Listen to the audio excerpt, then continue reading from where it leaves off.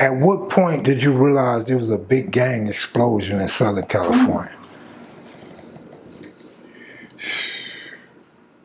I think when I really realized it, I went to Tracy in 74, and I realized there was so many Crips up there, but they still wasn't organized enough to deal with the black gorilla. Video, you know, this is for sure. Video, open your soul, represent your ghetto, baby. So I realized then the Crips is deep, somebody from everywhere in here, you know what I'm saying? And I realized they're solid there in San Quentin, everywhere, they so deep. And Raymond don't even know when he started. Because a lot of them guys don't even know nothing about Raymond. They know about somebody on what's like Bradford, Pookie, or Jamil. But a lot of them don't even know Raymond. They just might have heard of him, but they don't know Raymond is really the founder of the Crip organization. And I mean, a lot of people talk bad about Raymond, but I ain't. It's bad stuff right now, all of it, a little something bad. Ain't nobody perfect but the father. But Raymond was all right to me. He was all right. I knew his brother, I knew his family. He was all right with me. We never had no problem. When did you first hear Stanley Tookie Williams? I'm trying to think of that one. Out of Streets or in prison? On the streets, he used to go to this club on Adams or somewhere. You remember that club? Adam, my Crenshaw. I know what you're talking about. He used to go up there, take his shirt off, and walk around. He'd be kind of high sometimes a little bit. And go up there and do oil him down. He'd be flexing and stuff. But he was just, I don't know where I met Tookie. When we met, we just clicked. I used to have a little side back in my days, but I always used this instead of that. Your brains go a lot longer than muscles on me. So when you seen Tookie at the club, was Jamel on the side? No, they've been the same with the function together, you know. Most of the time, they be kind of like, just say you right here, and Jamel might be over there with this. They was cool then, you know, but you know, I ain't gonna speak because Jamel's still alive, and Tookie did, but anybody that knows something, you know, I ain't gonna speak a little on it. Tookie was kind of, to me personally, Jamel, not personal, Jamel was kind of, I won't say intimidated about Tookie, but he didn't like the fact that Tookie had all this respect from all these people. You gotta realize Tookie was one of the founders of the West Side, not the founder, but he was from the West Side, then he came to the East Side, wherever he came from, but he's a big old dude. That's one of the only dudes I know big as Craig Munson. I'm not Craig Anthony friend, but dude, Tookie was big on me. If you knew him and heard about Tookie, was a real big dude, man. I used to have 20 years. He might have had 24, 30. That dude was big. Tall, they looked good on him too, you know. I'm not gay, but he looked good on him like a bodybuilder. Like Arnold Schwarzenegger, so he did legs, I just did this. He did everything. That was a big old dude, man. From boys home on up, even lifting weights. When we talk about big guys, did you know Mad Dog and Moto? I knew Moto. I never heard his name. Man, I didn't know him though, but I knew about Moto and them. But they wasn't big like that. They was just guys that could fight. And hell, they dominated neighborhoods. You know what I'm saying? But the three biggest guys I knew before was Buff. I want to say Craig Munson, Donnie Boy, and Jamil was up to when he got big too. Later than them, his stuff wasn't as pretty as theirs. It might be now. He was just big though, and strong. But they had the form, the double knot, and all that. They did legs and everything. But Jamil was big like that. But Craig Munson and Donnie Boy, I think they worked like 8 hours a day. Them dudes had everything. The whole Arnold Schwarzenegger look. Did you know any guys that wasn't Crips that was big like the Avenues or Jamel and Tookie? Was that mostly like I know you're going to tell me some names later on, but back then, that was it. We talking about early 70s, mid 70s. Them was the buff guys. A lot of guys say, why get out with a little something, you know, but they wasn't like them dudes. Them dudes buffed on the street, man. Did you know Big Chest Larry Swan? Yeah, I knew he wasn't big as them, though. How about He was big, though. He was big, he was down. He wasn't big as them guys, but them dudes buff on the street 6, 7 hours a day, and that's all they do. But Larry and them, they was doing nothing trying to hustle and make money. But the Craig and Donnie and them dudes buff legs, feet, toes, everything. They did it all, homie. And I'm talking about it, and it works for them. To me, Craig Munson was big as Arnold Schwarzenegger. I'm going to wrap it up, but I want to ask a little bit about two guys. Elvis Dexter, did you know him? Cookie Man from Swan. And Elvis is Reno brother. Elvis is somebody else. Elvis Treat's brother. Yeah. That's Street Brother. I don't know him, but I just know about that Street Brother. I didn't know Elvis. Okay, how about... You ever died in the park? Yes, Manchester Park. Yeah, right, Manchester before he got killed. But I didn't know him like that. And I knew he died in the park, so I knew about him. That's Street Brother, I believe. Who else you want to ask me about? The other guy? Verlis Swan. I've probably known Verlis Swan since juvenile hall. He's still alive though, ain't he? Yeah, he's in prison. I've been knowing Verlis Swan since the Browns came off red here. I've been knowing Verlis Swan since juvenile hall. I've been knowing him for days. Me and him got a good history. Going back a hell of a history. All right, folks. I've been knowing Verlis Swan since juvenile hall. We've been cool ever since then. Me and Verlis always have been cool. He wasn't never the hardest guy, but he wasn't a soft guy. But he always hold his own. To me, he's solid. A lot of people didn't like him, but he was always solid to me. When you get out of prison or when you're in prison, do you find out about who started 8-9 Neighborhood and when you heard about East Coast and came out this big? Now, you be hearing, everybody got a story to tell. But even the East Coast, I don't even know when. I know the East Side started first, but maybe the East Side is East Coast now. East Side started before, East Side Crips started before we did. East Coast came out like, what, in the 80s or 90s? 78, 79. But they wasn't East Side. They still part of East Side. They just changed the name, that's all. But a lot of dudes still claim East Side. The old ones, the East Coast is just a newer thing. But they highly respect and they do their thing. You remember when Avalon Gardens became Crips? Wasn't it had to be almost when the Crips first started. Avalon Gardens was his organization, but Jamil had been Crips from day one. And they day one Crips though, kind of like, you know. How about the main streets? You know anything about them? I don't know. I know they solid. I know they well respected. When you went to Jeff, you heard about the 4-trick gangsters? Yeah, they wasn't. They was all right. They was because Jimmy ain't around with them. The folks, they got 4 trades and something else out there. They 5 deuces or So something. what was it, 43rd Street back then? Yeah, but Jimmy, people there, he knew more about them than I do. But they were just some people on the low bottom. They were doing their thing, but they call it the low bottom down there, you know what I'm saying?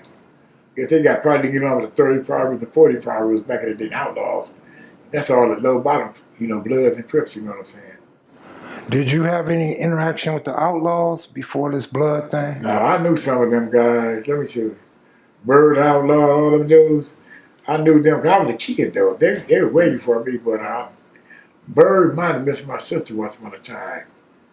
I know them dudes had old cars, shocks out the back, and 49s and 52 Chevys and stuff. We're talking about the Outlaws, not the Oh, Slossers. what's the Outlaws at? What's In the 20s, Central. that's what he had now. They were the same Outlaws back then? Yeah. They was But 20 they weren't Outlaws? Bloods yet. Yeah, they were just Outlaws back then, so yeah.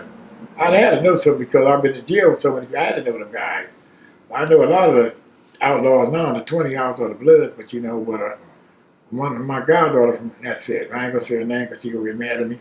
But she got to say so down there with them people, you know what I'm saying? All right, man. We ended. Did I miss anything? No, you didn't miss nothing I want to talk about. No, I didn't know Monte. I didn't really know Montecote personally. I never actually met him. I know about him, but I never met the guy. I might have met him one time, but you know, I ain't gonna speak on dude, you know, but because I don't know him like that, but I know who he is. You know one guy I didn't ask about, Jimmy Miller? James Miller. Me and James Miller did a lot of time together. I know James Miller well. You didn't know him when you went to 92nd Street for the meeting? No, he used to live over there. But I didn't know. Back then, he wasn't. And James Miller, he did when he turned, what did he turn? 30? From 30s? But he got big over there. But he was just a guy. Over there, I didn't know him on the east side back then. Cause like I said, I had a load. I just had made beats and got on. But he used to live on the east side. His family from the east side. But he went over there on the west side. His name got big. I was in jail with him one time. And some controversy jumped off. But I had to have it back on something. You know what I'm saying? Took the white up because I know dude. I got dudes back regardless. You know what I'm saying? It was just because he's from there or not. He's still my body. You know what I'm saying? I can't just throw. If I see you somewhere now, I can't throw you under the bus. Like, I do business with you. You know what I'm saying? So I always tell dude, man, that dude, I don't know what that dude, these dudes alone, dudes all right there, he's a grown man. Did you know he was part of Blue Magic and CCR? Who? James Miller. Maybe you I think it might have been. I think I knew he was part of CC. I think I knew he was part of Blue Magic. Okay. But Blue Magic is not the same as Blue Notes, son. No, no. Blue Magic, Blue Notes, and CCO kind of like. Yes. But I think the James between me and you got stabbed a couple of times. Like, you know what I'm saying, but he always walked through it. He didn't bow down, you know. Like I said, he wasn't the toughest guy, but he wasn't no punk. Was he a big guy? That first he was just big, but then he got buff later on. When he ended up being like he had 22. He ended up being a big old guy. He wasn't scary, but like I said, he wasn't the hardest guy. He wasn't scary. He didn't run for no face. He was bigger than them. He had a crimey name. I've got his name too, damn. Kenny Robertson? Well, what is his other name? He had a gang name. I've got his name though. What's that boy's name? Because I know him, but he was kind of like crazy in a different way with James. But James Miller was respect. He kind of like had to earn respect for that because for some reason people didn't like James Miller. I don't know why. He was big and had his own way of talking and walking, but they just didn't like him for some reason. He had to take a lot of faith. He won most of them. I don't know none he lost, but they tried to poke him a couple of times. He got on and handled his business. But he was never no punk, that's for sure. He was just, you know, some people got to learn that you're not a punk. Mm-hmm. Like people, I done went places, people didn't like me. The other folks say, well, you don't like it, but if you holler at him, holler at him right because it's going to be a problem. We're talking. What was going on with the kitchen Crips in the early 70s? I know Chicken Booty, we used to get into it with them though. We didn't want to just fight them. That was the main people we fought the kittens all the time. We walk over there and fight them, get on with them. I ain't because he won a loss, but I'm smiling. So, you know what I'm saying? But the kitchens, then later on, like I said, I'm typing some of them right now, but the kitchen was like a personal game. We walked there, he didn't fight them. Because the east side, let's say the 8-9s, we come straight 8th Street and go over there and fight them. 8-9s further back there, I mean, they weren't really tripping on us, nothing like that. Kitchen was somebody we had always fought. Okay. All right, man, that's, I got one last question. I promise. You know what I'm saying? That's the same thing. I promise. I promise. Before, like you said, wasn't no gang in your area when you was young, like elementary, junior high. Was there any other older gangs? You talking about the businessmen, the Slossons, and all the niggas around? Watts gangs, any Compton gangs that came? They had the Watts car. They had some Compton car. I don't know the name of them. They had the Watts. Always had the Watts car. Then they had the Sloss and the businessmen, the Gladiators, the Vikings, all them little gangs back in the days. Them guys was like way older than me. Some of them is, you know. But they always have, believe it or not, there wasn't no Crips and Bloods that might come up. They always had gangs by there. Most of them was just like low riding to fight, but bumper jacks. They were doing that with shooting. They might have sawed-off shotgun every now and then, but they wasn't gunning people down like my era started doing, you know. All right, appreciate you, Clardy Clay. No problem. But a pleasure. Your problem become with the green jacket, you know? Yeah, I remember the green jacket, but to me the green jacket more like what Nixon cards, you know what I'm saying? But back then, everybody wore green jackets, you know what I'm saying? The army jackets. 71, 72. No, they wasn't. I don't think no project was taking no projects. They just might allow me to go to see my girl's house from probably before them coming hanging out. They wasn't hanging out like that. I'm just sharing with you because if you can help, I can help one person. I did my job. Okay, give me that message to the kid of what not to do. A teenager that was wild like you. All I can tell you, if you got a chance to, don't join the gang. And listen, you got a mother and father and they seem kind of right, listen to them. Don't follow your homeboys everywhere. You can hang out but try to go home at night, you know what I'm saying? Try to respect your mother and father first because they the one that paved the way for you. But you can be a part of the gang if that's what you want to do, a part of the homies, but remember your mama and daddy bought your first pair of drawers. They didn't. And they made sure you eat till you got a certain age and then you thought you was grown.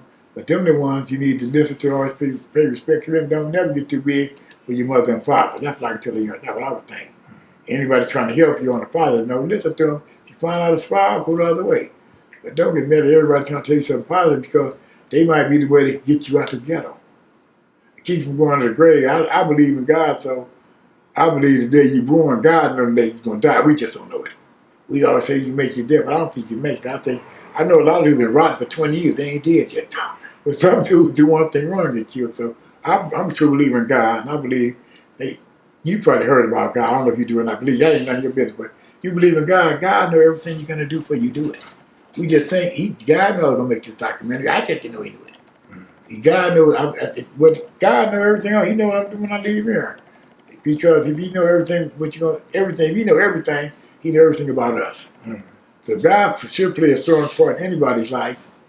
But I mean, everybody ain't gonna be a saint. But you know, I pray every night, dog. I might pray more than once because sometimes my day be worse than others. You know, and hopefully, it's true, and he giving me my blessing. Because guess what? I'm 67. I'm still alive. I got a lot of homies that did a lot less for me that's dead. I'm not saying it's good or bad, but they're dead. They're not here no more. How many dead friends you think you have altogether? Associates of friends. Friends. Close friends of people I know. I mean, that's a cold question. Now, you ain't talking about like Bobby, talking about like guys know the Crips and stuff like that, everybody. Just your friends. I got over 200. No, I'm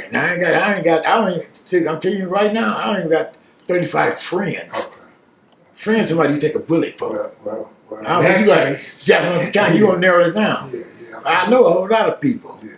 But to me, a friend's like my son or my daughter, somebody that I would actually take a bullet for.